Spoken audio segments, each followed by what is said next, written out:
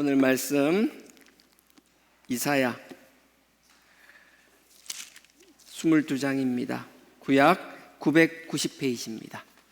구약 990페이지 이사야 22장입니다. 제가 1절에서 4절까지라고 자막을 부탁했는데요. 7절까지 하는 게 나을 것 같습니다. 22장 1절에서 7절까지 한 절씩 교독하도록 하겠습니다. 이사야 22장 1절입니다. 제가 먼저 읽겠습니다. 이상 골짜기에 관한 경고라. 네가 지붕에 올라가면 어찌민고. 헌화하며 떠들던 성, 즐거워하던 고을이여, 너의 죽임을 당한 자가 칼에 죽은 것도 아니요 전쟁에 사망한 것도 아니며, 너의 관원들은 다 함께 도망하였다가 화를 벌이고 결박을 당하였고, 너의 멀리 도망한 자도 발견되어 다 함께 결박을 당하였도다. 그러므로 내가 말하노니 돌이켜 나를 보지 말지어다. 나는 슬피 통곡하노라. 내 딸 백성이 패멸하였음을 인하여 나를 위로하려고 힘쓰지 말지니라. 이상의 골짜기에 주 만군의 여호와께로서 이르는 분요와 발핌과 혼란의 날이여, 성벽의 무너뜨림과 산악에 사무치는 부르짖는 소리로다. 엘람 사람은 전통을 졌고 병거탄 자와 마병이 함께하였고, 기르 사람은 방패를 들어 내었으니, 다 같이요. 병거는 너의 아름다운 골짜기에 가득하였고 마병은 성문에 정렬되었도다. 아멘. 이사야 내용은 오늘 뒤에 제가 4절까지 했다가 7절까지 읽은 건 22장의 내용이 5절부터 7절까지 그 상황 때문에 일어나는 일이라서 그런 거고요. 지난주에 잠깐 얘기했던 거 뒤에 못한 부분들 마무리하겠습니다. 지난주 바벨론에 대한 이야기를 했었는데요. 21장 2절에 보면, 1절에 보면 해변 광야는 바벨론을 말한다고 이야기를 했었고요. 그건 뭐 그렇게 중요한 건 아닙니다. 지명에 대한 표현들이니까요. 21장 2절에 혹독한 묵시가 내게 보였도다. 주께서 가르사대 속이는 자는 속이고 약탈하는 자는 약탈하도다.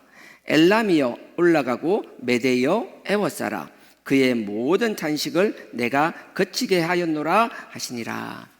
이 말씀에 대해서 혹독한 묵시라 그랬잖아요. 하나님께서 바벨론을 대해서 그냥 묵시 예언을 주시는데 일반적인 망하는 게 아니라 정말 혹독하게 망하게 하신다 그러는 거예요. 바벨론 같은 경우에는 정말 잔인하게 했어요. 지난번 이야기도 이사야 13장도 나오고 시편 137편에서도 나오는데 얼마나 잔인했는가는 기억나실 거예요. 젊은 사람들을 쭉 세워놓고 활로 관역처럼 쏘아 죽이는 거 뭐 그럴 수도 있다고 쳐요. 이건 뭐 있을 수도 없는 일이지만 그 당시엔 그랬다고 쳐요. 근데 어린 아이들을 돌에 던져서 죽이고 임신한 여인들의 배를 가르고, 이게 사실 인간으로서 할 짓이 아닌데 그땐 고대 사회니까 그런 일이 뭐 다반사였는데, 그렇다 할지라도 바벨론은 좀 특히 심했어요. 너무 잔인했어요. 아수르도 그랬지만 바벨론은 뭐 더 잔인했었어요. 이스라엘 사람들은 그 잔인함을 당하는데 그냥 당하는 게 아니라, 기억나세요? 욥기 4장 8절 했을 때 악으로 밭을 갈고 독을 뿌리는 자는 그대로 거둔다고 그랬잖아요. 우리가 항상 힘이 있을 때 조심해야 되는 게 있어요. 의도적으로 남을 괴롭히거나 의도적으로 안 좋은 일을 하는 경우도 있지만, 우리가 힘이 있다 보면 의도하지 않게 남을 힘들게 하는 경우가 정말 많아요. 그래서 힘은 있을 때 조심해야 되는 거예요. 제가 옛날에 하용조 목사님이 책이 있는데 다른 게 아니고 그분 책 중에서 힘은 있을 때 조심해야 된다는 책, 내용은 기억나지 않아요. 서점에서 잠깐 쭉 읽어본 것밖에 없어요. 근데 그 책을 제가 서점에서 잠깐 읽어봤던 이유는 그 제목 때문이었거든요. 힘은 있을 때 조심해야 된다라고. 힘은 내가 잘나서 내가 가지는 게 아니라 하나님이 이유 없이 선물과 같이 주시는 것인데, 그 주신 것에 대해서 감사하며 주신 분의 뜻대로 사용하지 못한다라면 나는 잠깐 그 힘과 권력을 누리는 것 같지만, 그거는 내가 힘과 권력을 누리는 게 아니라 누군가에게 악을 뿌리고 독을 뿌리는 역할이 될 수 있기 때문에, 결국은 그게 뭐예요? 나에게도 돌아오지만 나의 가족과 나의 주변 사람한테 그대로 돌아온다라는 거예요. 그러니 힘은 있을 때 더 하나님께 우리가 항상 기도하며 무릎 꿇으며 물어봐야 돼요. 내가 이걸 할 수 있는데 이렇게 해도 되겠냐라고. 나는 좋은 의도로 선한 의도로 하는데 이것 때문에 누군가 마음 상하는 사람은 없는지, 누구 상처받는 사람은 생기지 않는지. 제가 지난주 이야기했었잖아요. 어느덧 크든 작든 우리 교회에서 제가 리더가 있기 때문에 나는 그런 의도로 한 게 아니에요. 나는 그런 의사가 전혀 없었어요. 그럼에도 불구하고 일이라는 게 하다 보면 내 의사와는 상관없이 상대방에게 그렇게 비춰지는 경우가 허다하게 발생돼요. 문제는 내가 그걸 알고 있더라면 내가 마음을 하나님 앞에 회개기도 하고 그 사람을 위로할 수 있겠지만, 문제는 내가 그걸 아예 알지도 못한다라면, 나는 누군가에게 상처 주고 잊어버린다라면, 그래서 두렵다라는 거예요. 그게서 무섭다라는 거예요. 밖에서만 그런 것 같아요. 요즘은 자녀가 뭐 하나 둘 그거밖에 없으니까 낫지만, 예전에 자식 많을 때는요, 자기 자식에게도 상처 주는 경우가 허다했어요. 자기는 아무렇지도 않다지만 그 항상 당하는 자식만 계속 당하는 거예요. 항상 차별받고 소외받는 자녀만 계속 그러는 거예요. 근데 참 놀라운 게 뭔지 아세요? 처음에 한두 번 그러면 자녀한테도 미안해요. 그게 반복되다 보면 그냥 당연한 거라고 생각해요. 남이 아닌 부모가요. 그리고 나서 막 자녀가 되면 너 여태까지 그래왔는데 그것도 못 참냐라고. 물론 악의가 있어서 그런 건 아니잖아요. 제가 이 이야기를 하는 건 인간은 누구나 예외 없이 다 똑같다라는 이야기를 하는 거예요. 그러니 우리가 상황 속에서 자기를 끊임없이 합리화만 하려고 하는 것이 아니라, 우리가 하나님 앞에 서 있다라는 것, 말씀 위에 서 있다라는 것은 나의 경험과 내 삶을 내 스스로가 합리화하는 것이 아니라 내 삶을 아버지의 말씀 위에 올려놓고 아버지의 뜻 가운데 살기 위하여 노력해야 된다라는 거거든요. 그게 우리는 영원한 구원을 받기 위한, 하나님께서 새하늘과 새 땅에 우리를 인도하기 위한 우리의 궁극적인 목적은 명확합니다. 하지만 그 가는 여정의 길은, 그 길은 결코 간단하지 않다라는 거예요. 그렇기 때문에 항상 우리는 겸손하며 말씀의 나를 비추어 보는, 말씀은 우리의 거울과 같은 것이에요. 우리가 항상 남에게 잘 보기 위하여 머리에 손질을 하고 거울 보면서 옷 매무새를 다듬고, 그것도 중요해요. 하지만 그게 아니라 우리는 삶 가운데 항상 말씀이 우리의 거울이 되어서 말씀의 나를 비춰볼 수 있어야 되는 것이라고요. 그러니 여러분들, 말씀을 가르친다는 게 얼마나 큰 축복인 줄 아세요? 제가 우리 지금 모임할 때 잠깐 그런 이야기를 했어요. 예전에는 설교라는 게 듣는 게 한정되었잖아요. 제 어릴 때만 하더라도 고신에 다니고 순복음 다닐 때 뭐 다른 목사님 설교를 들으면 테이프를 통해 듣는다든지 어렵게 구해 들었잖아요. 거의 어떤 분들은 한평생 두세 명의 목사님 설교만 듣는 분들이 대부분이었어요. 그 교회 한번 출석하면 짧게는 1, 20년 평생을 다니는 분들이 많았잖아요. 가끔 외부에서 오는 목사님들, 그것도 예전에는 교단의 장벽이 두꺼웠기 때문에 같은 교단의 강사들만 왔잖아요. 같은 교리에 같은 생각을 가진 분, 그런 설교만 듣고 그렇게 끝났었잖아요. 근데 지금은 아니잖아요. 같은 한국뿐만 아니라 전 세계 어디 있는 어느 나라에서 사역하는지도 모르는 그 선교사님의 설교도 우리는 유튜브를 통해서 다 듣잖아요. 끊임없이 듣고 하잖아요. 우리는 그게 참 어찌 보면 목사들 입장에서는 참 힘들어요. 비교당하는 거니까. 예전에 주변의 사람들하고는 비교당했지만 이제 누군지도 모르는 사람과 끊임없이 비교당하면서 설교를 해야 되잖아요. 그래서 저는 참 부담스럽지만 그래도 여러분들한테 한 가지, 제가 하나님 앞에 항상 설교를 준비할 때마다 느끼는 것, 우리 성도님들이 누군가에게 담임 목사의 설교를 막 자랑스러워하고 그건 아니더라도 부끄러워하지 않으면 좋겠다. 제가 잘한다라는 게 아니라 마음가짐이 그랬으면 좋겠다. 근성근성으로 설교를 준비하는 것이 아니라 내가 잘하고 못하고 를 떠나서 내가 할 수 있는 최선을 다해서 여러분들한테 설교할 수 있으면 좋겠다. 하나님의 말씀은 살아 역사하시기 때문에 그 표현이나 문장력이나 그게 중요한 것이 아니라 내가 하나님 앞에 진심으로 하나님께 무릎 꿇고 기도하고 하나님이 주신 음성을 전달만 한다라면 그게 부족한 것 같아도 그 말씀은 살아 역사할 것이며 여러분들의 마음을 흔들 뿐만 아니라 이 복음을 듣는 사람들의 마음도 동일하게 흔들어 놓을 수 있다는 그 확신 가운데 포기하지 않고 목회하기를 저는 원하거든요. 그래서 저는 포기하지 않을 거예요. 정말 포기하지 않을 거예요. 아무리 힘들어도 도망가지 않을 거예요. 세상에 그런 것으로 내가 보상받는 것이 아니라 하나님 앞에 나의 자세, 나의 마음가짐으로 보상받기를 원합니다. 여러분들도 동일했으면 좋겠어요. 크든 작든 여러분들이 받은 은혜, 여러분들이 말씀 묵상하면서 깨달은 것들, 가까이 있는 가족이든 주변 사람들에게 전할 수 있는 사람 되기를 축원드립니다. 꼭 거창하게 복음을 전하고 전도하라는 것이 아니라 여러분들이 하나님 앞에 깨달은 그 말씀을 여러분 삶 속에 녹여가면서 여러분들 삶 속에 꼭 말씀, 성경이라고 말할 필요 없잖아요. 하나님이 주신 그 내용을 자연스럽게 흘러가게 하기를 원합니다. 주변 사람들 그렇게 하세요.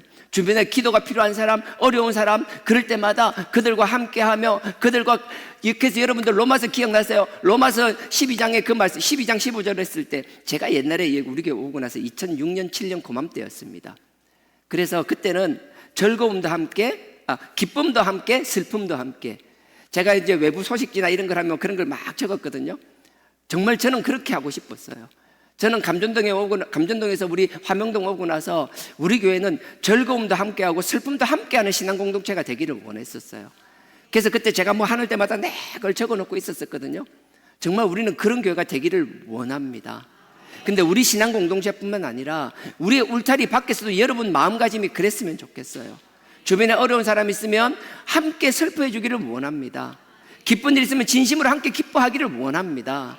그리고 나서 여러분들이 그랬으면 좋겠어요. 그들이 기도가 필요할 때 한번 기도하기를 원한다라고. 꼭 복음을 제시하고 끌고 오는 것이 아니라 내가 하나님 앞에 내가 만난 하나님, 내가 하나님 앞에 기도했고 내가 응답받았던 것들, 그것들을 여러분들이 자연스럽게 그들에게 증거하는 열매가 되기를 주님의 이름으로 축원드립니다. 제가 지난 주일날 광고를 할 때요, 태신자 카드 있잖아요. 제가 그것 때문에 광고하고 나서 마음이 참 많이 아팠어요. 하기는 했는데 정작 광고하면서 태신자 카드에 대해서 내가 잘 알지도 못하고 한 거예요. 그러다 보니까 사무실에 내지 않아도 됩니다, 뭐 그냥 알아서 기도하면 됩니다, 그러고 말았었어요. 그러고 나서 왜 그런 일이 있었을까 생각하고 나서 우리 직업 모임 때 그런 이야기를 했었거든요. 우리 교회도 운영하는 방식이 나름대로 있잖아요. 그리고 일을 결정하는 프로세스, 그 과정 절차들이 있거든요. 저희 교회는 항상 화요일 날 직업 모임이 있어요. 월요일 날 이제 쉬니까 화요일 날 오전에 직업 모임을 하면 그 한 주 동안 있었던 일을 직업 모임 때서 다 이야기를 내놓는 거예요. 그럼 이야기를 듣고 그 내용을 공유하고 거기서 결정할 거 있으면 결정하고 부족한 거 있으면 또 보충하기로 또 넘기고 그런 과정들이 있거든요. 근데 화요일 날 그 결정이 있기 전에 그 주중에 어떤 일이 있었는데 그게 결정이 났어요. 그리고 일이 진행되었어요. 태신자 카드를 만들었어요. 만들긴 했는데 정확하게 그 용도는 나는 모르고 있었어요. 근데 저에게 광고해달라고 태신자 카드를 주일날 예배 올라오려는데 탁 광고해달라고 주는 거예요. 그러니까 그걸 받아서 올라와서 광고를 했어요. 제가 이 이야기를 하는 건 내가 하나님 앞에 뭔가 자세히 알지 못하라고 그냥 하잖아요. 내 의도와는 상관없이. 그러면 태신자 카드를 기획하고 준비했던 사람은 그걸 볼 때 마음이 좋았을까요? 나빴을까요? 아니요, 내 의도와는 상관없이 그분은 마음이 상했을 거라고요. 내색을 하든 하지 않든 난 몰라요. 그분 마음을 내가 어떻게 알겠어요?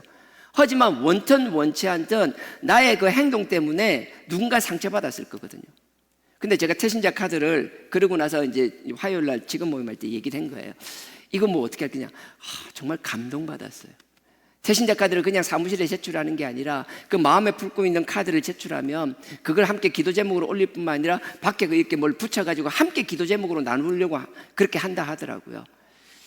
제가 그게 참 감사했던 게 하나님께서 이 신앙 공동체를 하나님이 머리 되시고 그리스도가 머리 되어 주신다면 저에 대한, 그러니까 제가 할 수 있는 한계가 아니라 하나님이 우리 공동체들을 통하여 하나님이 여러분들에게 감동 주시고 여러분들이 뭔가를 하게 하심으로 말미암아 한두 사람의 머리가 아니라 우리 집단 지성처럼 여러분 모두가 하나님께 받은 그 은사와 감동이 함께 이 공동체를 통하여 녹아들며 하나님을 향한 방향으로 가는데 귀하게 쓰임받는다는 게 얼마나 감사했는지 몰라요. 그래서 여러분들도 무엇이든 여러분들의 의견이 있으면 제시하기를 원하고요. 또 여러분들의 의견이 채택되든 안 되든 그게 하나님 주신 감동이고 하나님 주신 사명이라고 생각하신다면 묵묵히 그 일을 해낼 수 있는 여러분들 되길 주님의 이름으로 부탁드립니다. 누구 한 사람이 아니라 하나님께서 쓰는 종으로서 우리 각자의 역할들이, 그래서 저는 교회에서도 그런 역할들이 있지만 무엇보다도 아까 했잖아요. 주변의 전도 대상들을 향한 여러분들이 본을 보이는 삶을 살기를 원하는 것이며 그 이전에 여러분들 가정에서 여러분들에게 맡긴 그 권속들에게 그렇게 할 수 있는 저와 여러분 되기를 주님의 이름으로 축원드립니다. 바벨론은요, 하나님 보시기에 정말 잔인한 일들을 했어요. 그래서 굉장히 강하게 치는데 그 바벨론을 친 것은 뭐예요? 메대와 엘람이라는 나라를 통하여 치셨다라고 그랬어요. 메대와 엘람은 그 바벨론의 영향력 하에 있는 나라였어요. 하나님은 하나님께서는 우리뿐만 아니라 세상의 모든 사람을 다 쓰시기를 원하는 거예요.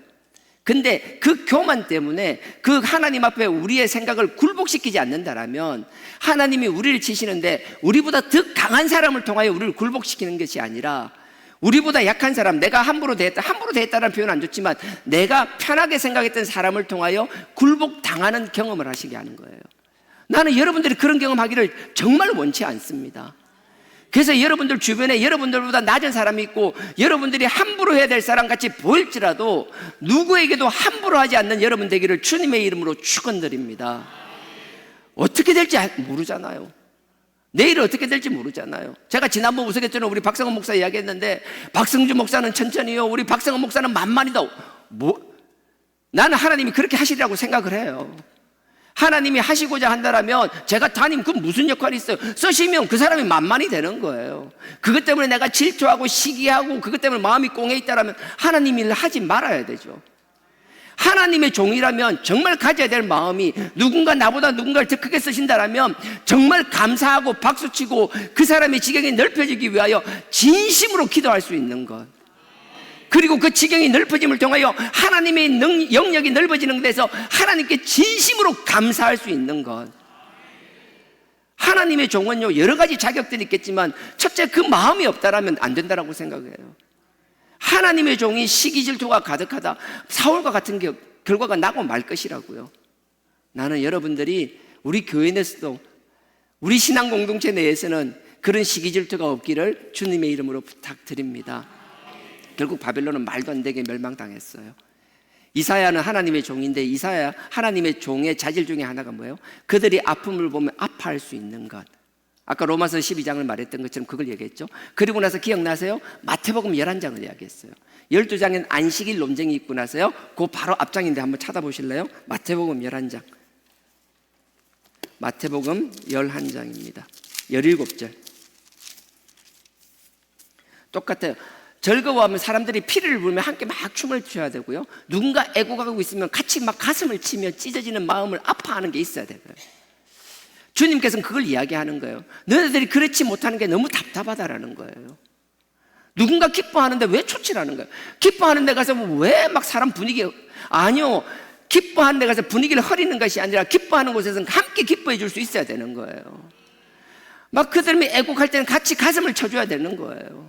그 사람, 그 상황에 맞게 녹아드는 것, 사람이 변질되는 것이 아니라 그 상황에 맞게 녹아드는 것, 이것을 지혜라고 말씀하시는 거예요. 자, 11장 17절입니다. 제가 읽겠습니다. 그 앞에 16절은 예수님께서 비유라고 말씀하시는 거예요. 비유다라고 말씀하시면서 17절입니다. 가로되 우리가 너희를 향하여 피리를 불어도 너희가 춤추지 않고, 기쁜 일인데 너네들은 막 남의 일처럼 생각한다라는 거예요. 춤추지 않고, 우리가 애곡하여도 슬퍼하여도 너희가 가슴을 치지 아니하였다 함과 같도다. 지금 너네 하는 게 지금 그렇다라는 거예요. 너희가 나를 주인으로 삼고 나를 그리스도로, 나를 머리로 삼고 따라온다라면, 나의 제자, 나의 자녀가 되기를 원한다라면 결코 이렇게 해서는 안 된다라는 이야기를 하는 거예요. 그러면서 그 다음 보십시오. 지혜에 대해서는요 19절에 나오지만 그 지혜에 대해서 나오기 전에 그 뒤에 18절을 먼저 읽겠습니다. 자, 18절. 세례 요한을 말하는 거예요. 요한이 와서 먹지도 않고 마시지도 아니하며 저희가 말하기를 귀신이 들렸다. 세례 요한은 금욕했어요. 광야에서 금욕적으로 하나님 앞에 먹는 것도 절제하면서 정말 누가 봐도 막 사람이 존경하지 않을 수 없을 만큼 그렇게 절제되고 엄격한 삶을 살았어요. 감히 누구도 쉽게 할 수 없을 만한 그런 삶을 살았어요. 근데 그렇게 절제된 삶을 살고 엄격하게 사니까 뭐예요? 그런 사람을 보고는 귀신 들었다라고 이야기하는 거예요. 우리는 지가 못하면 남을 이렇게 폄하하는 경우가 너무 많아요. 지가 못하면서 왜 남의 걸 그래요? 자기가 막 기도하지 않으면 기도 뭔데 그렇게 열심히 하는데, 내가 나는 그렇게 막 금식하지 않아요. 금식하는 거 금식은 뭐 한다고 하는데, 내가 뭐라면 그건 뭐 한다고 하는데, 아니에요. 내가 안 한다라고 그게 폄하할 것이 아니라 내가 하지 않는 걸 하고 있는 사람은 그 사람을 인정해주고 존중해 줄 수 있어야 되는 것이라고요. 근데 그게 안 된다라는 거예요. 세례 요한 귀신 들렸다라고 손가락질 한다라는 거예요. 그러면 또 반대가 19절입니다. 인자는 예수님을 말하는 거죠. 예수님은 와서 먹고 마시며 말하기를 보라 먹기를 탐하고 포도주를 즐기는 사람이요. 예수님은 세리하고도 먹고 바리새인 아무하고나 상종하지 못할 사람하고도 같이 먹고 죄인하고도 함께 식탁에서 먹고, 그러니까 무슨 먹귀신이라 그러나요? 먹는 귀신이 들었냐? 뭘 저렇게 죄인하고 함께하며 먹는 걸 탐하며 술을 즐기며 그렇다라고 예수님을 막 공격하는 거예요. 근데 보십시오. 19절에 인자가 와서 먹고 마시며 말하기를 보라 먹기를 탐하고 포도주를 즐기는 사람이요 세리와 죄인의 친구로다 하니, 그 뒤에 보십시오. 지혜는 그 행한 일로 인하여 옳다함을 얻느니라. 주님께서 지혜를 말씀하시는데 지혜는 뭐예요? 세례 요한이 맞다 틀렸다, 예수님이 인자가 맞다 틀렸다를 얘기하는 것이 아니라 그 상황에 적합한 걸 해내는 게 지혜라는 거예요. 너희들은 지혜롭지 못하다라는 거예요. 네가 지혜로우면 인자 예수님처럼 해야 될 때 예수님처럼 해야 되는 것이며, 세례 요한처럼 해야 될 때 세례 요한처럼 해야 될 것인데, 나는 원래 그래, 나는 그런 거야, 내가 기준은 이래, 그건 무슨 의미가 있냐라고요. 내 기준으로 하는 것이 아니라 상대의 기준에 맞출 수 있어야 되는 거예요. 예전에 제가 이런 이야기를 많이 했어요. 순복음에 있을 때도 이야기했는데, 그러면 뭐 예수님처럼 술 먹어도 돼? 웃기는 소리 하고 있니? 그렇다고 술 먹으라 소리 절대 아닙니다. 여러분, 내가 뭔가 행동을 했을 때 내 행동 때문에 누군가가 실족하게 된다면 하지 말아야 되는 거예요. 이 당시에 술을 먹는다는 건 지금의 개념이 아니에요. 그대로 물이 섞여서 마서 그냥 물을 먹을 수 없었기 때문에 포도주를 먹는, 지금도 유럽도 그렇잖아요. 그 문화와 지금 문화는 달라요. 우리가 만약에 물을 먹지 못하는 상황이라면 제가 그랬지만, 우리는 포도주를 먹지 않아도 충분히 살아갈 수 있는 환경이잖아요. 아무거나 쓸데없이 자기 만족을 위하여 합리화하지 않기를 주님의 이름으로 부탁드립니다. 그것도 지혜라는 거예요. 우리는 우리의 신앙이 변질되어서는 안 돼요. 하지만 상황에 맞게 녹아드는 것은 반드시 필요하다라는 거예요.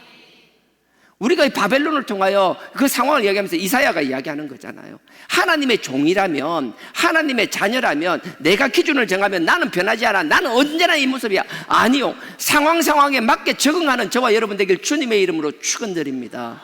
이사야는 그런 사람이었어요. 항상 변하는 사람이었어요. 대표적인 게 우리가 말하잖아요. 여러분들 히브리서 4장 찾아보십시오. 히브리서 4장. 최종적으로 주님께서 우리에게 어떤 모습을 보여주었는지. 히브리서 4장 15절입니다.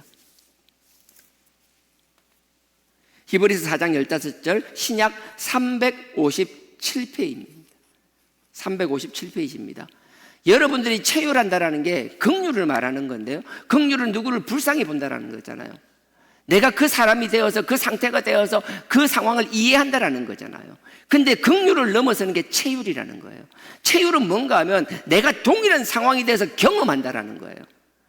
그 상황이 되면서 옆에서 보고 이해해 주는 것이 아니라 그 상황 속으로 들어와서 그들이 경험하는 걸 똑같이 경험한다라는 거예요.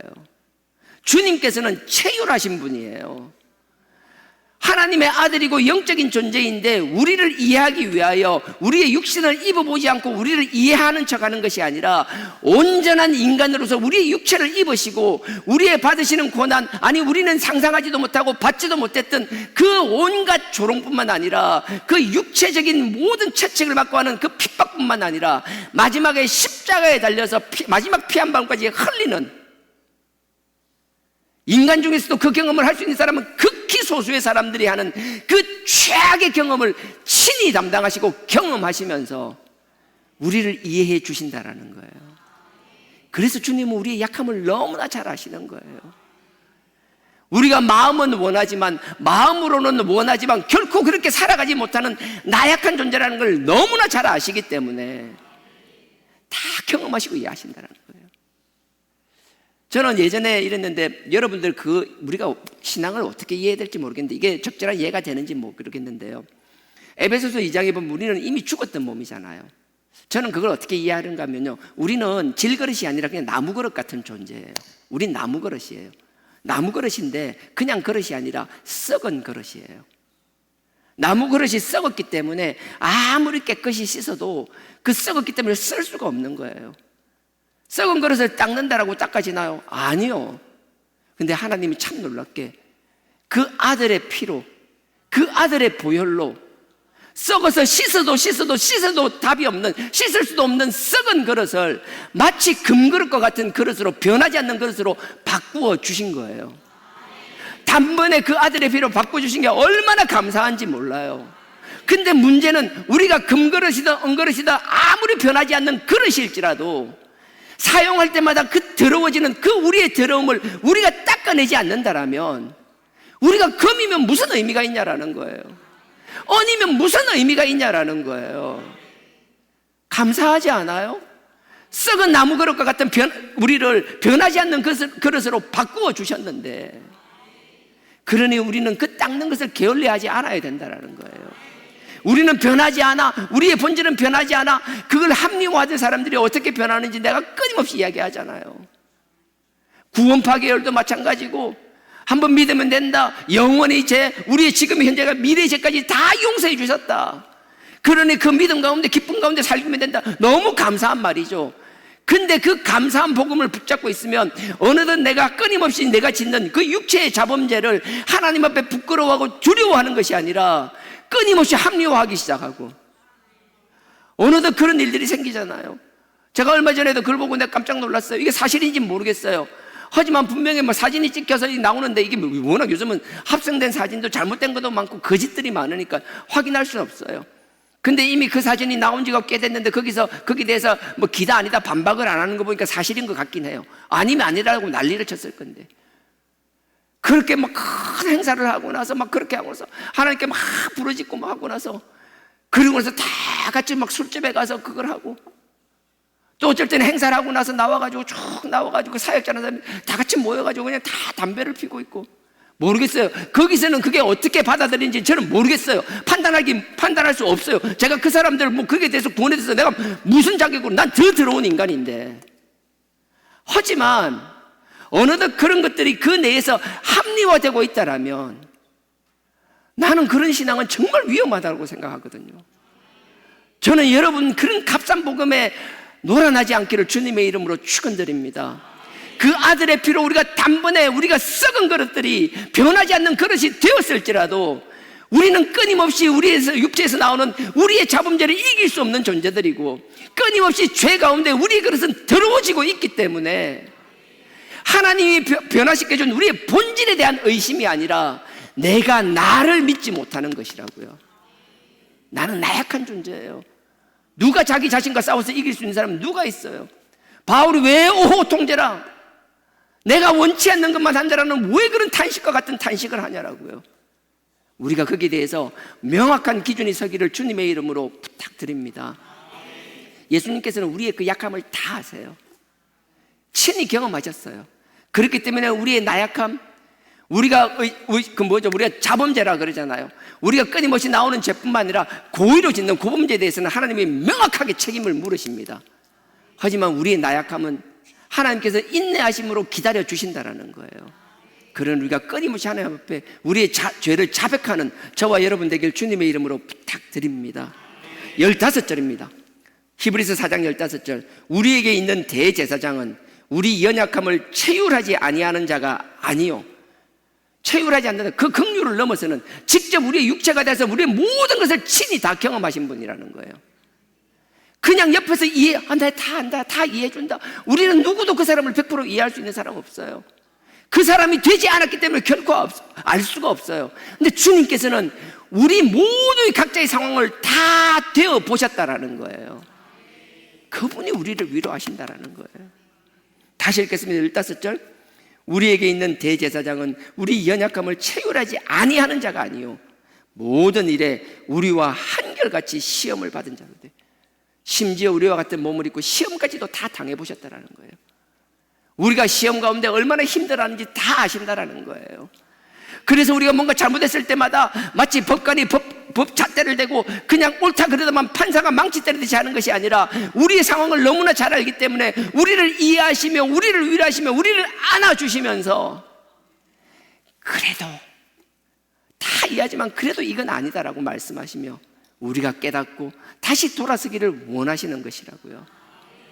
그래서 하나님의 그 징계와 책망은 받으면 하나님 앞에 당장 마음이 씁쓸하고 싫은 것도 있겠지만 그 하나님의 사랑을 알기 때문에 시간이 지날수록 그 하나님의 징계의 그 사랑에 우리는 녹아들 수밖에 없다라는 거예요. 처음에 그 거부감, 그 불편한 마음, 어느덧 주님의 그 사랑을 안다라면, 체휼하시고 우리의 시험을 다 경험하신 그 주님의 책망을 우리가 안다라면 그 주님의 책망에 감사할 수밖에 없는 그 경제까지 이르는 저와 여러분 되길 주님의 이름으로 축원드립니다. 그래서 한결같이 시험을 받은 자로 돼 죄는 없으시니라. 죄가 있어서 그런 게 아니라 죄는 없는데 우리 때문에 그걸 다 경험하셨다는 거예요. 하나님의 사도의 자격은 이런 거예요. 주님께서 궁극적으로 이렇게 본을 보여주신 것이에요. 저는 사역자로서 이런 삶을 살아가기 위하여 발버둥 쳐야 될 것입니다. 여러분들도 여러분 삶의 자리에서 누군가 하나님이 맡긴 여러분들의 그 십자가, 그 십자가라는 게 뭐 다른 의미가 아니라 하나님께서 주신 여러분들의 십자가는 우리의 사명이라고요. 내가 짊어져야 돼. 당연히 하나님께 맡겨야 돼. 우리 십자가를 하나님께 맡겨야 되지만 하나님께서는 우리가 맡긴 그 십자가를 감당하기 위하여 우리에게 사명으로 주신 것이라고요. 내가 아니면 누가 그 사람을 위하여 희생하며 내가 아니면 누가 그 사람을 위하여 기도하겠냐라는 거예요. 하나님이 그걸 하기 때문에 사명으로 주신 그 십자가를 감당할 수 있는 저와 여러분들에게 주님의 이름으로 축원드립니다. 십자가가 무서워서 도망가지 않기를 주님의 이름으로 부탁드립니다. 끝까지 포기하지 않는 저와 여러분 되기를 주님의 이름으로 축원드립니다. 다시 돌아가겠습니다. 이사야 21장이었죠. 주님께서 이사야 선지자의 하나님의 종의 자세를 말씀하시고 나서요, 그 다음에 5절이었습니다 5절, 21장 5절. 그들이 식탁을 베풀고, 다니엘서 5장을 이야기했는데요, 바벨론이 망할 때 밖에서는 그 메데 바사, 그러니까 페르시아 제국이 막 포위를 하고 있는데도 불구하고 그들은 뭐예요? 막 잔치를 벌이고 있었어요. 하나님을 조롱하고 온갖 신들을 조롱하고 있었어요. 그러면서 이들이 하는 짓을 보십시오. 5절에 그들이, 그러니까 벨사살 왕을 중심으로 한 그 관리들을 말하는 거겠죠. 그들이 식탁을 베푸고 잔치를 열었다라는 거예요. 식탁을 베풀고 파수꾼을 세우고 먹고 마시도다. 참 재밌지 않아요? 그냥 잔치를 벌리고 막 먹고 마시고 막 흥겨이 노는 거예요. 그럼에도 불구하고 파수꾼은 세우는 거예요. 여러분, 우리가 항상 본을 보인다는 게 참 무섭거든요. 저는 본을 보이는 게 너무 힘들어요. 정말 힘들어요. 그럼에도 불구하고 우리는 뭔가 하나님께서 우리의 삶의 자리에서 세워주셨다라면 반드시 본을 보기 위하여 발버둥 칠 수 있어야 되는데, 이 벨사살 왕은 자기들은 모여가지고 막 잔치를 해요. 그러면서 자기들은 먹고 즐기면서 파수꾼을 세워놨어요. 그 파수꾼이 제대로 파수를 볼까요? 나는 그런 본을 보이지 않고 나는 먹고 마시며 즐기며 놀고 있으면서 다른 사람에게 니만 일하라고 일을 맡기고 있으면은 그 일을 맡은 사람이 열심히 할 거라고 생각하세요? 이건 삶의 자세도 저는 마찬가지라고 생각합니다. 하다못해 여러분들 조그마한 사람 한 사람을 데리고 일하든 뭘 하든 여러분들은 그 일에 내 일에 마치 내 일인데도 내 일이 하는 것처럼 집중도 안 하고 관심도 없으면서 네가 열심히 네 일처럼 하라고 하면 할 것 같아요? 그런 일은 없어요. 우리가 그런 착각에 빠지면 안 된다라는 거예요. 벨사살 왕은 이 말도 안 되는 짓을 하고 있었어요. 자기들은 잔치를 벌리면서 파수꾼을 세워가지고 자기들은 먹고 마시고 있었어요. 그때 하나님께서 명확하게 말씀하시는 거예요. 보세요, 제가 다시 읽습니다. 그들이 식탁을 베풀고 파수꾼을 세우고, 망을 보고 위험이 생기면 알리라는 거잖아요. 파수꾼들을 세우고 먹고 마시도다. 그때 하나님이 뭐라고 말씀하시는지 보세요. 너희 방백들아, 너희 지도자들아, 너희가 지금 앉아서 잔치 벌리고 먹고 마시고 취하고 그렇게 있을 때가 아니라는 거예요. 너희 방백들아, 일어나라는 거예요. 방패의 기름을 바를지어다. 적들이 포위하고 이 상황이 이렇다면 지금 너희들이 해야 할 일을 해야 되는 것이지, 네가 해야 될 일을 하지 않으면서 남에게 일을 맡기고 해주기를 원한다는 건 도둑놈 심보와 다르지 않다라는 거예요. 하나님은 그냥 두지 않았어요. 그날 밤에 바로 멸망시켜 버리셨다라고요. 우리가 어떤 상황이든 우리가 맡은 하나님께 주신 직분들이 있다라면, 사명들이 있다라면, 우리가 감당해야 될 십자가들, 그 사명들이 있다라면 우리가 본을 볼 수 있는 저와 여러분에게 주님의 이름으로 축원드립니다. 이게 다 연결되는 내용이에요.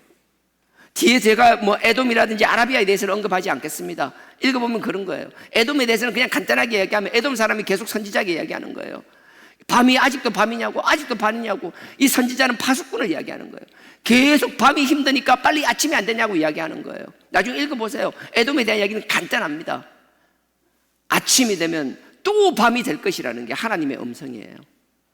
네가 어려운 문제가 있으면 그 문제를, 하나님과의 관계의 문제가 해결되지 않는다라면, 하나님과의 원천적인 문제가 해결되지 않는다라면 네가 아무리 밤을 피하고 싶어도 그 밤이 아침이 되잖아요. 밤을 피하기 위해 아침이 되었어요. 근데 곧 밤이 또 닥친다라는 거예요.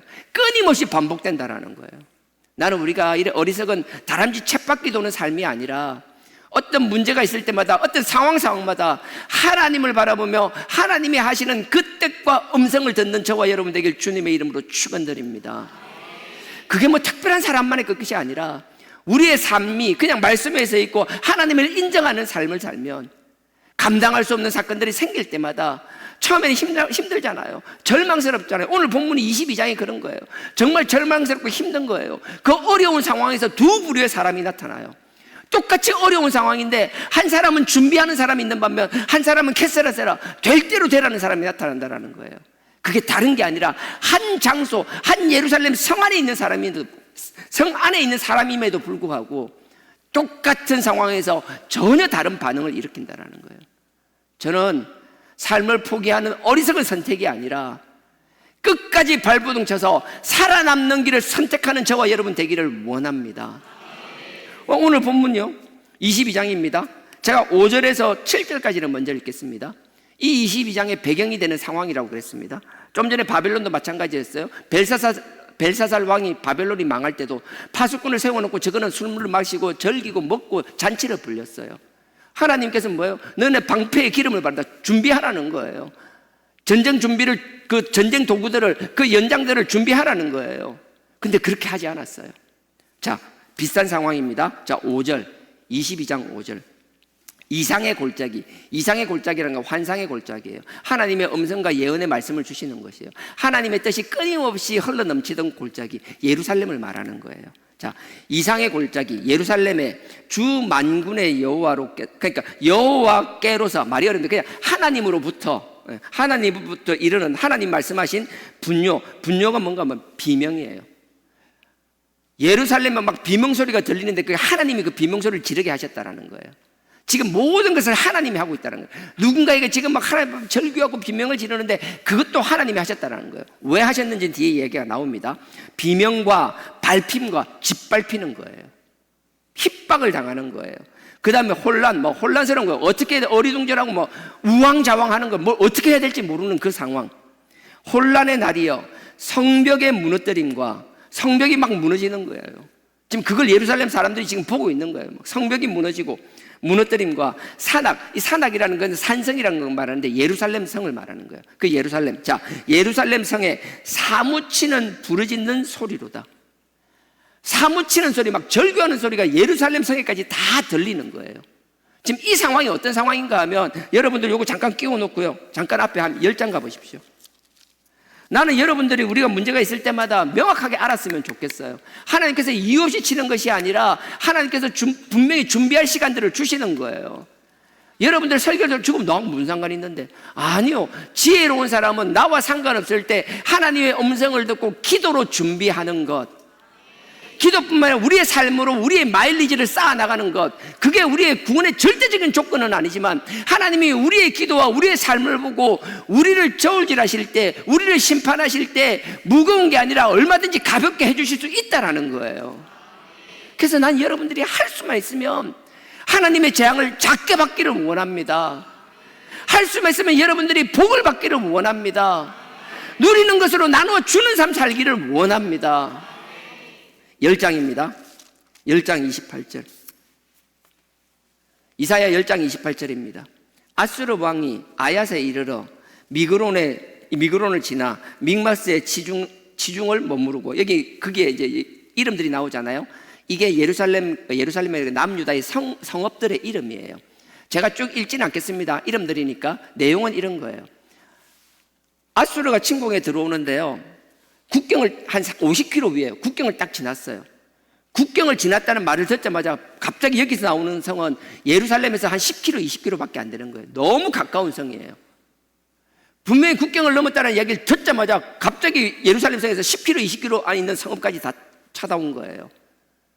거기서 진영을 쳤다라는 거예요. 그들이 막사를 세웠다는, 군영을 세웠다라는 거예요. 근데 하루 자고 나니까 갑자기 예루살렘 눈앞에 보이는 3km, 5km 있는 성읍 앞까지 왔다라는 거예요. 그들이 말도 안 되는 속도로 막 예루살렘을 향하여 막 다가오고 있는 거예요. 근데 여러분들 성지순례 가보신 분은 알겠지만 예루살렘 성은요, 우리 마치 여러분 감천마을 아세요? 감천마을 나중에 사진 찾아보세요. 이게 산만대기라서요, 그 영도도 그렇고 이게 계단식이잖아요. 바닷가에서 보면 집들이 계단처럼 막 돼 있잖아요. 무슨 말인가 하면 거기 있는 사람들은 그 자기 옥상에 지붕에만 올라가면 바다가 다 보여요. 앞집 때문에 바다가 안 보이는 집이 없어요. 예루살렘이 그래요. 예루살렘 성벽이 있으면 그 뒤에가 언덕처럼 계속 올라 있어요. 집들이 보면 계단처럼 되어 있어요. 어느 집이나 자기 옥상 위에 올라오면 성 밖이 다 보여요. 우리가 생각하는 것처럼 성 안에 있는 집들이 성이 높아서 밖을 볼 수 없는 게 아니라 예루살렘 성은 성 안에 있는 집들이 그 높은 성벽이 있음에도 불구하고 자기 집 옥상에 올라가면 성 밖이 다 보여요. 지금 그 상황인 거예요. 그 군사들이 쳐들어오는데 성벽이 가로막혀 있어서 안에서 밖을 볼 수 없다라면 성벽이 위에 있는 군인들만 볼 거잖아요. 근데 예루살렘은 그 성 안에 있는 모든 사람이 옥상에 올라가면 그 아수르 군대, 어마어마한 군대가 온 것이 다 보이는 거예요.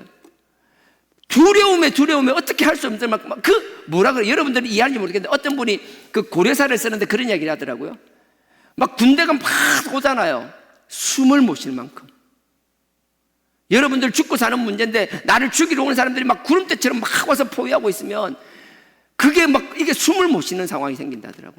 예루살렘 있는 성 안에 있는 사람들이 그런 심정이었더라고요. 나는 우리가 살아갈 때 가끔 있잖아요. 우리가 생각할 수 있는 예상하는 범주가 있잖아요. 이 정도는 항상 경험할 수 있는 것. 이 정도면 까짓 거. 근데 하나님이 우리를 연단하실 때는 지나놓고 한번 경험해 보세요. 내 상상을 넘어서는 시험을 주세요.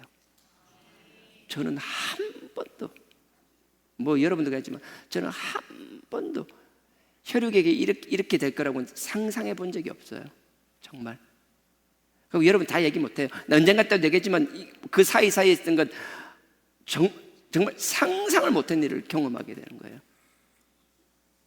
예전에는 그런 일이 있었어요. 뭐 이런 얘기 하지만 갑자기 이유 없이 우리 애가 쓰러졌어요.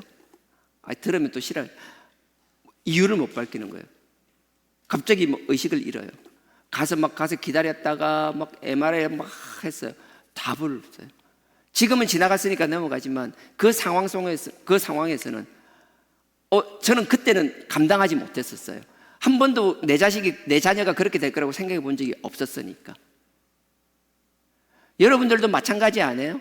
뭔가 여러분들이 사회생활을 하든 뭔가를 할 때 하나님께서 내가 이 정도는 감당할 수 있을 거라고 생각하는데 하나님께서는 우리가 생각했던 걸 넘어서는 시험을 주실 때가 반드시 있다는 거예요. 예루살렘 백성들도 마찬가지였어요. 하나님의 백성으로서 감당할 수 있는 게 있는데 내가 감당할 수 없는 것, 내가 상상할 수 없는 걸 눈앞에서 목도하는 순간 그들은 무너질 수밖에 없었다라고요. 22장 다시 들어가겠습니다. 보십시오.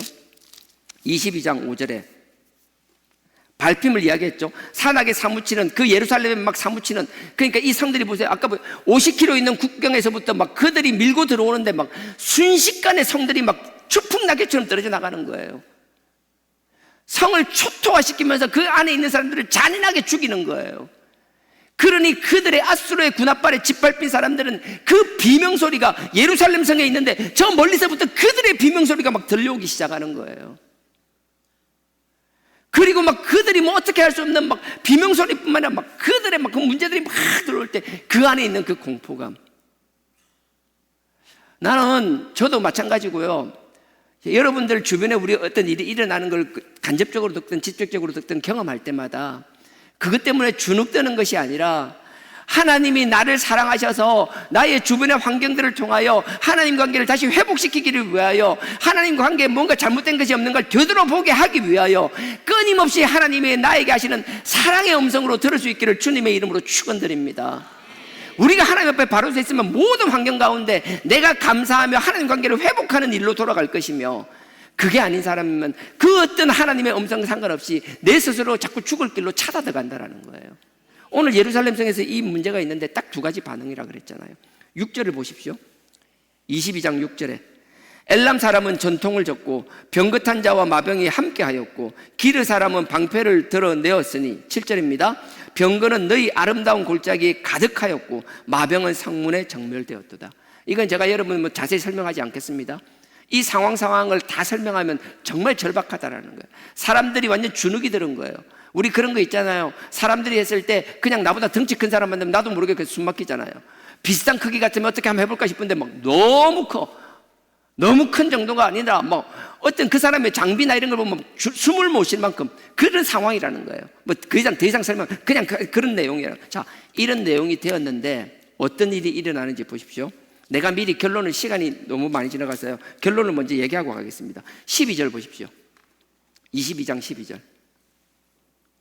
그날에 주 만군의 여호와께서 명하사 통곡하며 애호하며 머리털을 뜯으며 굵은 배를 띠라 하셨거늘. 하나님께서는 이런 상황 속에서 요구하는 게 뭐예요? 하나님이 선지자를 통해서 말하는 게 뭐예요? 제가 여러분들한테 미안한 게 그거예요.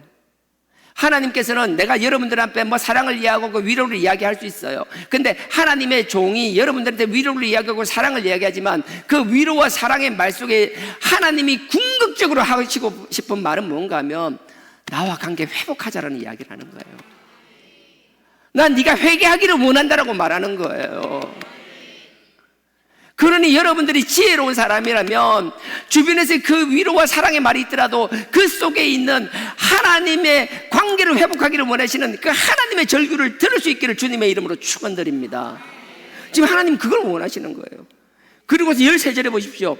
너희가 기뻐하며 즐거워하며 소를 잡고 양을 죽여 고기를 먹고 포도주를 마시면서 내일 죽으리니, 내일이 우리 죽는다라는 거예요. 지금 밖에 보라고. 우리 하루 못 버틴다라는 거예요. 내일은 우리 죽으리니 먹고 마시자 하는 거다. 게세라세라. 될 대로 되라. 그 성들을 포위하고 아수르의 거대한 군대들이 포위하니까 먹고 마시고 술 취하며 그냥 될 대로 되라는 거예요. 근데 하나님은 그 이스라엘 백성들이 이 마음을 아시고 이렇게 하면 안 된다라는 이야기를 하시는 거예요. 왜 하나님이 답답하면 너희들이 왜 지금 삶을 포기하는데, 왜 될 대로 되라고 하는데, 내일이면 왜 죽는다라고 단정 짓고 사는데, 왜 나는 이거밖에 안 되고 내일이면 아무것도 하지 못하고 내 한계는 여기라고 왜 스스로 한계를 짓고 사느냐고. 하나님은 그게 답답하신 거예요. 너의 한계는 내가 세우는 거지 네가 정하는 게 아니라고. 왜 네 스스로 네가 한계를 짓냐라고요. 정말 죽을 만큼 최선을 다해봤냐라고요. 하나님을 향하여 부르짖으며 하나님께 목숨을 걸고 매달려 본 적이 있냐라는 거예요. 적당히 부르짖는 것, 적당히 하는 것, 적당히 하는 것. 아니야, 그걸 말하는 게 아니라 목숨을 걸라는 거예요. 내가 여러분들한테 뭐 여기서 뭐 심각하게 뭐 다 죽으라 그런 소리 아니에요. 지금 이 상황이 그렇다라는 거예요. 근데 분명한 건요, 100사람 중에 99명이 아니더라도 한 사람은 이 말씀이 필요한 사람이 있다라는 거예요. 그러니 지금 나에게 필요하지 않아도 그 상황이 되면 하나님이 선포하신 이 말씀이 내가 그 상황에 다다랐을 때 살아 역사하셔서 나를 깨우쳐 주시리라 확신합니다. 지금 이런 거, 내일이면 죽는다라고 막 술판을 벌리는 거예요. 그 내용이 앞에 돌아가겠습니다. 22장 1절 보십시오. 주님께서 이렇게 책망하시는데 그 그대로 일어나요. 아까 5절부터 7절까지 그런 절박한 상황이 되었습니다. 두 가지 부류의 사람들이 나타난다고 그랬습니다. 첫째 부류, 자 22장 1절, 이상의 골짜기 예루살렘을 말하는 거예요. 예루살렘에 관한 경고라. 너희가 지붕에 올라가면 어찌면요, 지금 너희 지붕에 왜 올라가 있냐라는 거예요. 지붕에 올라간 이유가 뭐겠어요? 포위하고 있는 그들을 쳐다보게 갔겠잖아요. 내가 하나님과의 관계가 잘 되어 있다라면, 하나님과의 관계가 정립되어 있다라면, 내가 정말 믿음 가운데 있다라면, 하나님께 기도하며 성령 가운데 붙잡혀 있다라면, 말도 안 되는 상황에서도 우리는 내가 어떻게 주체할 수 없는 내 속에 그 자신감, 성령이 나를 끌어주심으로 말미암아 그 문제 앞에 주눅드는 것이 아니라 내가 할 수 있다, 충분히 이긴다, 넘어설 수 있다라는 그 자신감이 생기기 시작한다라고요. 내가 하는 것이 아니라 그렇게 만들어 주신다라니까요. 여러분들이 끼워놓고 고린도후서 4장 잠깐 한번 가보세요. 고린도후서 4장, 로마서 고린도전서입니다. 고린도후서 4장 8절,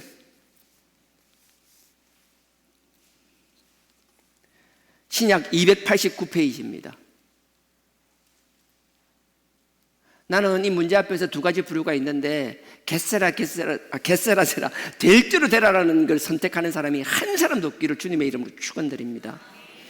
4장 8절입니다. 고린도후서 4장 8절, 우리가 사방으로 우겨싸움을 당하여도 쌓이지 아니하며 답답한 일을 당하여도 낙심하지 아니하며 이게 주님 안에 들어가 있는 삶이 이렇게 된다라는 거예요.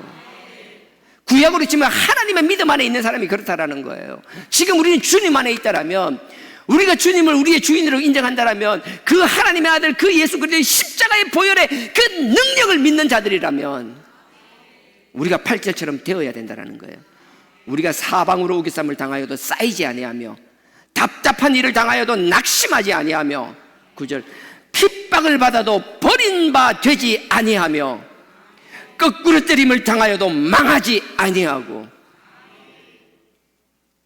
우리가 하나님의 그 아들을 믿는 이유가 무엇이며, 그 십자가의 그리스도의 보혈을 의지하는 이유가 무엇이며, 우리가 그 말씀을 붙잡고 그 말씀에 철저한 회개를 하는 이유가 무엇인데요? 이렇게 되기 위함이 아닙니까? 나는 여러분들이 이런 자들로 거듭나기를 주님의 이름으로 축원드립니다. 그러니 하나님의 자녀, 하나님의 백성은요, 누구보다 온유하며 누구보다 남들을 긍휼하게 여기며 사랑이 넘치는 자이지만, 문제 앞에서는, 사단마귀의 권세 앞에서는, 그들의 저주의 사슬 앞에서는 용맹한 사자와 같은 사람으로 변한다라는 거예요. 약해서 약한 것이 아니라 그 용맹함이 있지만 우리의 삶은 부드러움으로 드러나는 것. 저도 여러분, 우리 모두가 그렇게 될 수 있기를 주님의 이름으로 축원드립니다. 22절 다시 돌아오겠습니다.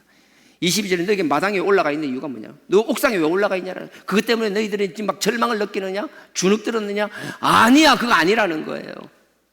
그리고 지붕에 올라가서 그 아수르 군대를 보고 주눅 든 사람들이 하는 짓은 아까 13절의 내용이었어요.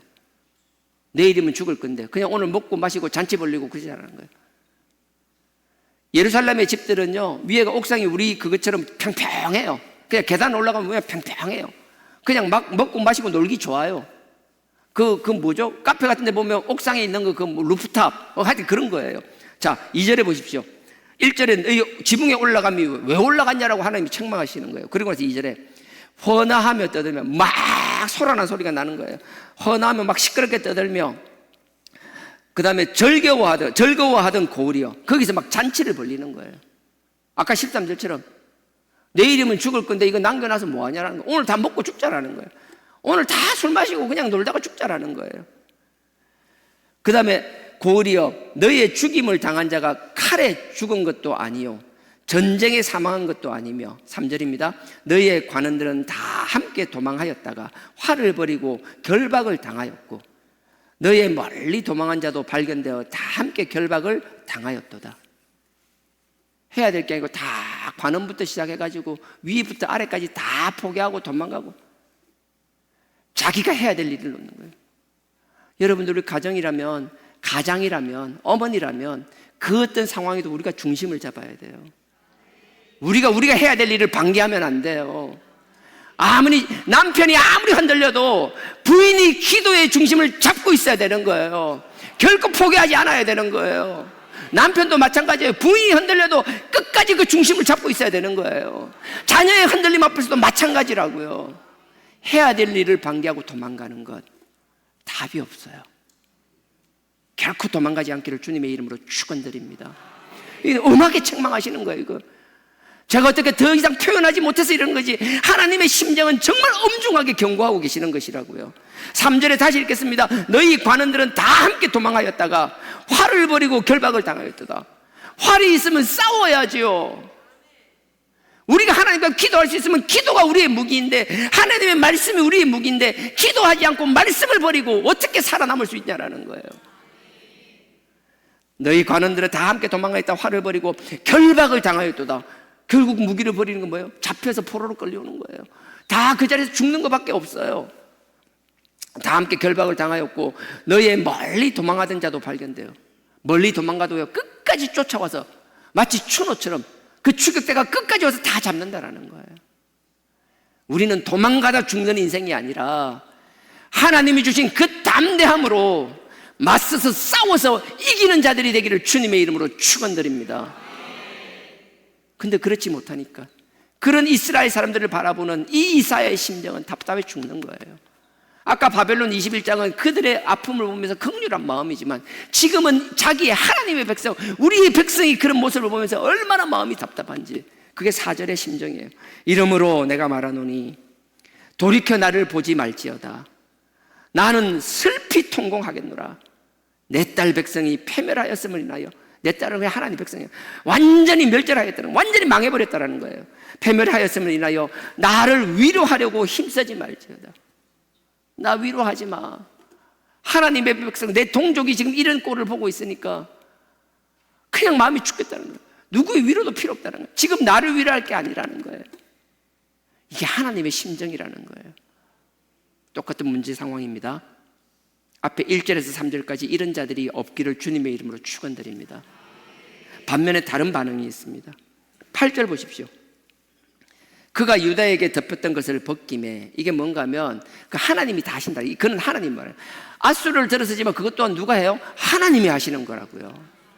하나님이 유다에게 덮였던 건 뭐예요? 유다는 예루살렘 성을 지키기 위하여 급격히 성들이 있잖아요. 그 예루살렘 수도성을 짓기 위하여 주변에 전략적인 성들이 있어요. 그 성마다 성벽이 있고 군사가 다 있어요. 그들이 방어막 역할을 하는 거예요. 근데 그게 다 벗겼다라는 건 예루살렘 성만 남겨놓고 주변에 있는 겹겹이 입었던 갑옷과 같은 그 성들이 다 벗겨졌다라는 거예요. 완전 발가벗겨지듯이 막 그렇게 되어 있다라는 거예요. 8절에 그가 유다인에게, 하나님께서 유다에게 덮였던 것을 벗김에 이날에 내가 숲을 곳간에 병기를 받았다. 그러니까 그때서 뭐예요? 그런 일이 생기니까 숲안에 그 솔로몬이 만들었던 무기를 하는 그 궁이 있었어요. 무기를 챙기기 시작하는 거예요. 자, 그 다음에 9절에요. 너희가 다윗성에 무너진 곳이 많은 것도 보며 너희가 아랫못에 물도 모으며, 10절입니다. 또 예루살렘의 가옥을 개수하며, 예루살렘의 집들을 다 개수한다는 거 확인한다라는 거예요. 개수하며 그 가옥을 헐어서 성벽을 견고케 하며. 이 말이 무슨 말인가 하면요, 예루살렘 성벽이 허물어진 게 있으면 보수하는 거예요. 지금 긴박하니까 보수할 수 없으니까 어떻게 돼요? 기존에 있는 집들을 허물어서 그 집에 있는 돌들을 빼서 성벽을 막 보수하는 거예요. 누군가는 포기하는 사람이 있는 반면에 그 문제 앞에서 누구는 뭐예요? 누군가는 준비하고 결사항전의 마음으로 준비하고 대기하는 사람이 있다라는 거예요. 그래서 막 성벽을 만드는 거예요. 그 다음에 9절도 앞에 다 마찬가지입니다. 8절, 9절, 10절 같은 개념입니다. 11절에 너희가 또 옛못의 물을 위하여 두 성벽 사이에 저수지를 만들며, 두 성벽 사이라는 건 여러분들이 역대하 32장에 보면 보충 설명이 나오는데 시간이요, 갈 수 있을지 모르겠는데 하여튼 거기 보면 이런 내용이 나와요. 기존에 다윗성이 있는데 히스기야 왕 때 아수르가 왔잖아요. 근데 그 섬, 이렇게 쭉 수로가 있어요. 히스기야 터널이라고. 그래서 여러분 실로암이 있는데 그 당시에는 실로암이 다윗성 밖에 있었어요. 전쟁을 하면 물이 필요하잖아요. 성벽만 보수할 뿐만 아니라 물도 필요하잖아요. 그러니까 물을 확보하기 위해서는 그 성벽을 덮으로 치는 거예요. 그래서 외성처럼 바깥에 성벽을 또 쌓았어요. 할 수 있는 최선을 다하고 있는 것이라고요. 나는 여러분들이 문제 앞에서 하나님 앞에 손만 들고 있는 거 그거 원치 않습니다. 우린 당연히 그렇게 해야 되지만 손만 드는 것이 아니라 우리가 해야 할 일을 하면서 해야 된다는 것이에요. 아무것도 하지 않으면서 손만 벌리고 있으면 다 해줄 것이다. 물론 하나님이 그렇게 하시죠. 모세의 손을 들듯이 들면 하나님께 역사하실 때도 있죠. 하지만 그건 하나님의 특별한 주권적인 역사이며 평상시에서는 하나님 뭐예요? 우리의 손발을 원하신다라는 거예요. 느헤미야를 통하여 성벽을 보수할 때도 우리의 손을 원하셨다라는 거예요. 그들은 성벽을 보수할 때 그냥 하는 것이 아니라 한 손은 창을 들고 한 손은 칼을 들고 성벽을 보수했다라고요. 우리가 할 수 있는 최선을 다하는 것. 나는 여러분들이 문제 앞에서 자포자기하고 좌절하고 도망가는 인생들이 아니라 준비하며 그 문제 앞에 맞서는 자들이 되기를 주님의 이름으로 축원드립니다. 그 문제를 넘어섰으면 좋겠어요. 우리가 할 수 있는 최선을 다하며 하나님의 도우심을 받으며. 11절에 너희가 또 옛못의 물을 위하여 두 성벽 사이에 저수지를 만들었느니라. 그러나 너희가 이 일을 하신 자를 앙망하지 아니하였고 이 일을 옛적부터 경영하신 자를 존중치 아니하였느라. 여기 대해서 설명하려면 역대하 32장이 보충 설명이 요 사이에 간극인데 해야 되는데요. 지금 시간이 뭐 30분에서 찾고 어떻게 할 수 있는 건 아니에요. 근데 이 이야기는 제가 그냥 간단한 말로 할게요. 나중에 찾아보십시오. 히스기야 왕이 이렇게 준비했습니다. 근데 이렇게 열심히 준비했어요. 우리가 그런 거 아세요? 내가 최선을 다해 준비했어요. 그럼 내가 준비하다가 어느덧 내가 자만에 빠져요. 히스기야가 그랬어요. 히스기야 터널을 뚫고 너무 준비를 잘했어요. 그런데 우리가 이렇게 준비했는데 히스기야가 어떤가 하면 나름대로 아수르가 올 거라고 생각하고 딱 준비를 하고 있었어요. 어떤 사람은 포기하는 사람이 있었고 히스기야처럼 준비하는 사람이 있었어요.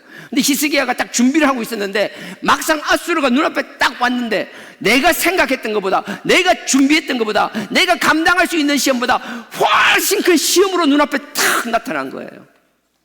평상시 우리가 신앙생활할 때 기도하면 말씀 듣고 열심히 신앙생활합니다.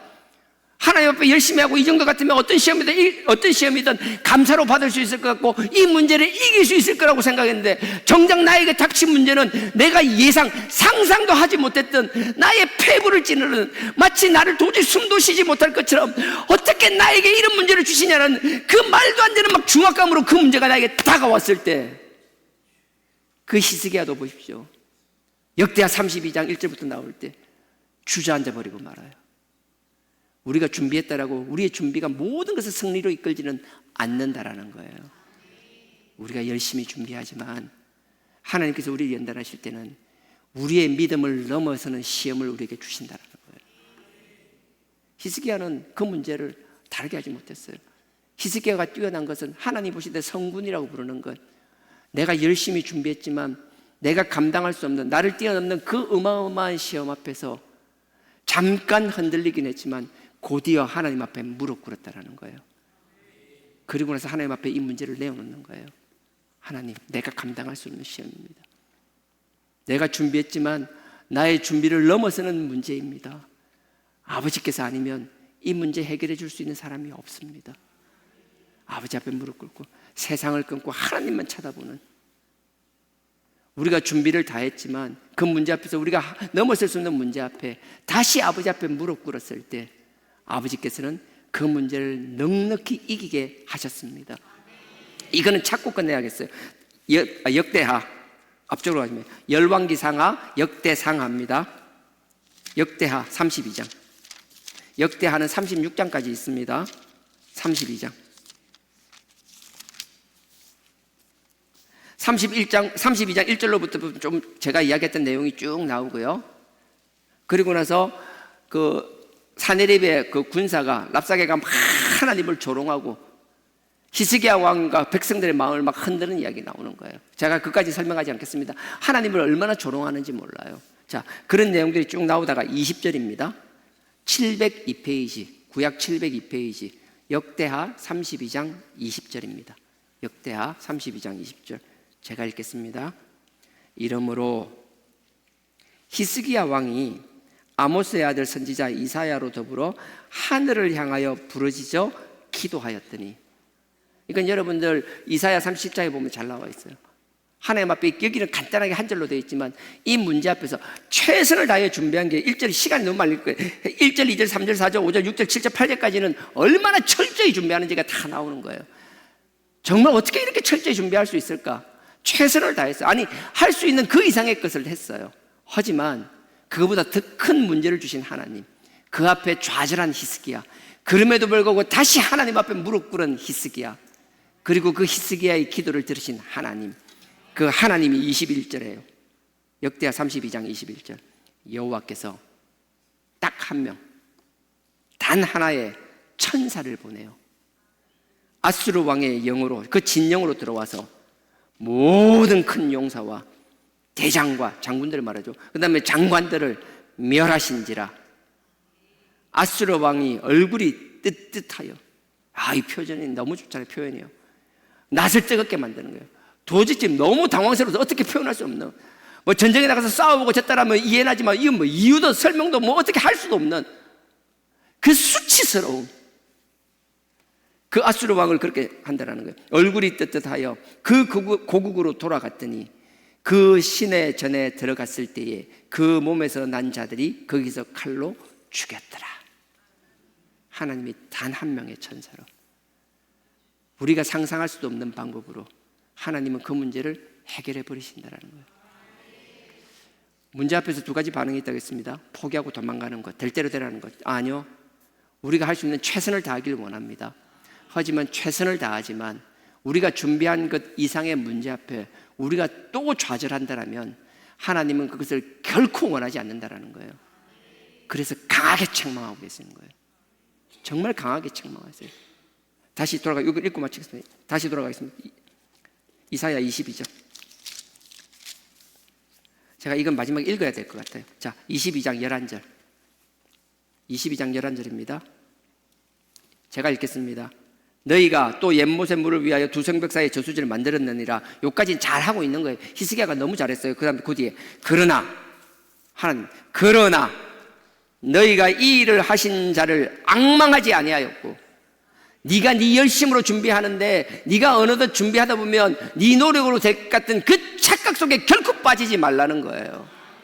네가 그 착각 속에 빠져 있으면 내가 이만큼 했으니까 할 수 있을 거라는 그 자만심과 교만이 너를 죽일 수 있다는 거예요.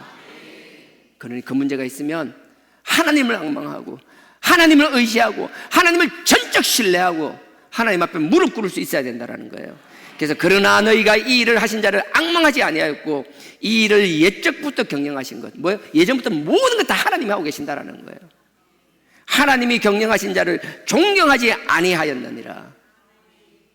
우리가 준비는 열심히 했지만 그 문제 앞에서 좌절하고 하나님 앞에 무릎 꿇지 않는다면 우리가 하나님을 존경하고 하나님을 앙망하는 삶이 아니라는 거예요.